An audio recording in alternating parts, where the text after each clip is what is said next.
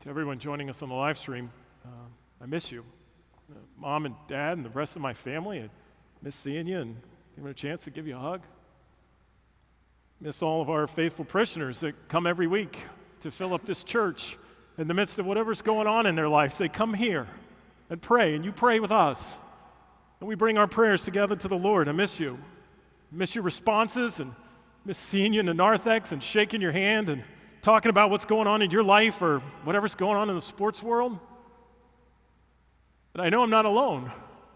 We all have things we miss right now. Our lives have been put on hold.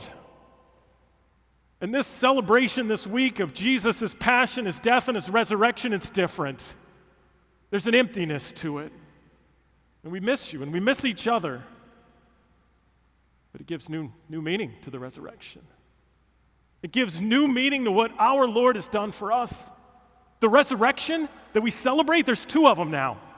There's the resurrection that we'll have of our lives returning to normal.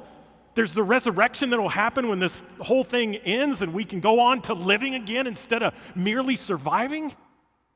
But the more important resurrection that we have is the promise of everlasting life. The promise that our God has made to us from the beginning, that he created us in his image and likeness, and he gave us dominion over all things, and he said, here, this is yours because I love you. God had a plan for us from the beginning that we are his children, and he's never going to leave us. He's never going to abandon us. We heard that story in Exodus of Moses leading the Israelites out of captivity from the Egyptians. God conquered over their slavery, and he said, you are my chosen people, and I love you. And I'm going to redeem you. We're reminded that when we're thirsty and hungry and alone and feeling like we can't go on, our God is here to rescue us. He rose from the dead, conquering fear, conquering sin and death, and he said, I love you. I'm here for you. That's the message of hope that we have tonight, my friends. Even though we're not able to gather together, even though we can't hug our loved ones that are far away, we remember that God says there is a place that I'm preparing for you.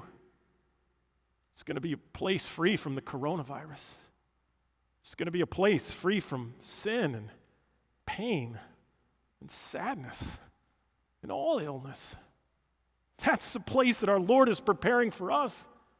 And that's why our hearts tonight, even though it's different, our hearts are filled with joy. Because we know our God has a place for us. A place in the everlasting kingdom where his love will conquer forever. Where his love will be a reminder to us that we're going to be okay. The women in the gospel today arrive at the tomb. And they're greeted by the angel who says, do not be afraid. The angel says to us, do not be afraid. Do not be afraid because the Lord has conquered sin and death. Do not be afraid because he's here with us.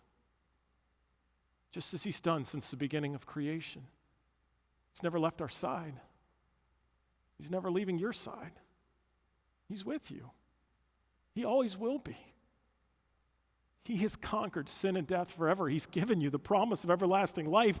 And that, my friends, is what we rejoice in. We rejoice because our Lord is going to get us through this.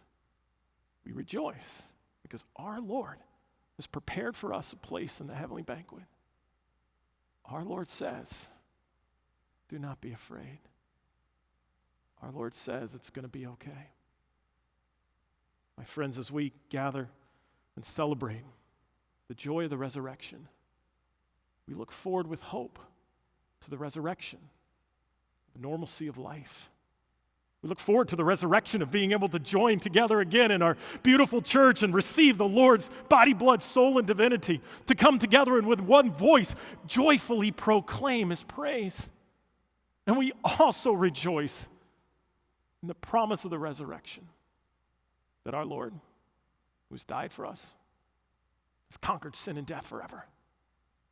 May the joy of his love fill our hearts. May he help us to understand we have nothing to be afraid of. Because he's here. He's with us. He has conquered sin and death forever. And we're going to be okay.